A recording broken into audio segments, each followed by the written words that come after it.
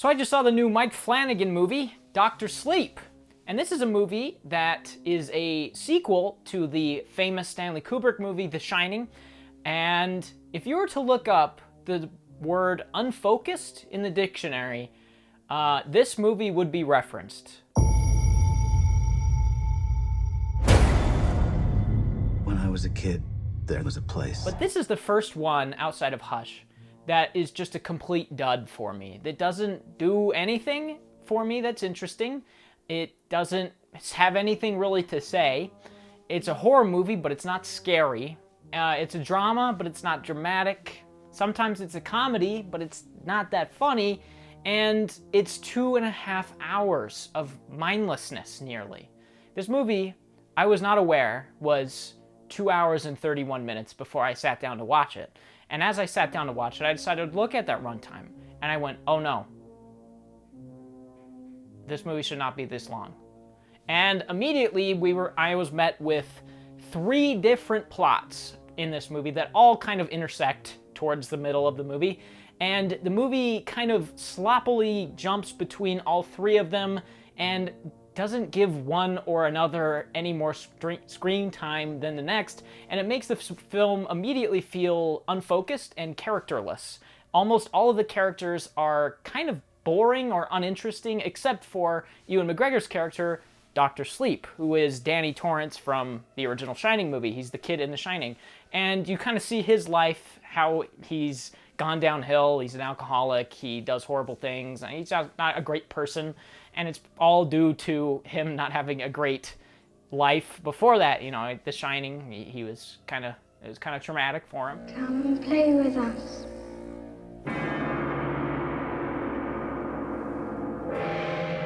Come and play with us, Daddy. And that was interesting. I found that kind of an interesting way to take the character, but he has hardly any screen time in the first hour. A lot of it is spent with this band of misfits that is going around the world finding people similar to him and eating them. And a lot of screen time is dedicated to this group, and in a very short amount of time you kind of already get the gist of them, but it just kind of keeps reiterating it. And then it establishes this young girl who is similar to Danny in her powers, but apparently she's like she has way more power than him.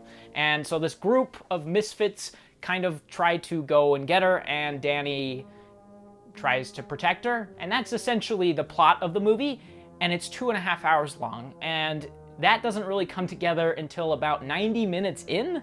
And up until that point, it's a lot of just reiterating a lot of things that we already know. It's a lot of just repetition for straight up an hour and a half. The first act of the movie doesn't end until over an hour into the movie. There's so much that it's trying to do, there's so much that it's trying to establish, that it ends up just taking so much time to do it, and it felt like unnecessary. There's 3 main plots here, but I don't feel like we needed to see them in as much detail as we did, especially since it's not all that interesting and the characters here aren't all that well developed. You can't scare people unless they care about the characters. Not only is this movie very bloated, as I've said, and completely unnecessary in a lot of ways, but the movie pays a lot of homage, or homage, however you want to say it, to The Shining. So much so that it feels like it's leaning on it a little bit too much. The first 10 minutes of this movie are just showing and recreating scenes from The Shining, and then moving on from that to what the story is actually supposed to be about.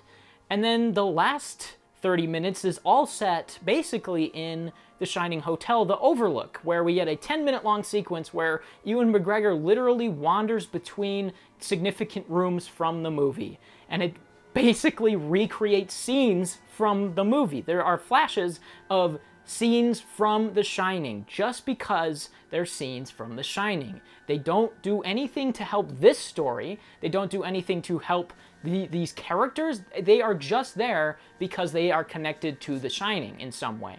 And that's it. And it was really frustrating, especially when Rebecca Ferguson gets to the hotel and starts wandering about as well, and then she starts seeing things from The Shining just because it's from The Shining.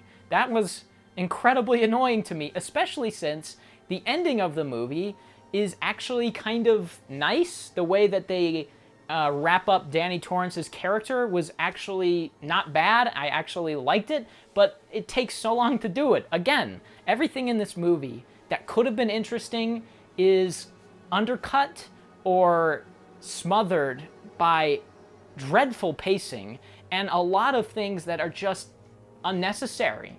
So, I don't know. I don't know how I feel about it. I don't like it, obviously, but there is enough in it to where I don't know. I was going to say maybe recommend it, but I don't think I will. I didn't like it at all. I thought it was borderline miserable. It's really boring. It's really long. It's like a 3, maybe a 4 if I'm feeling generous, but I'm not, so it's a 3. I just didn't like it. Just watch The Shining again. That's all you need to do. Basically recreates the movie at points anyway, so...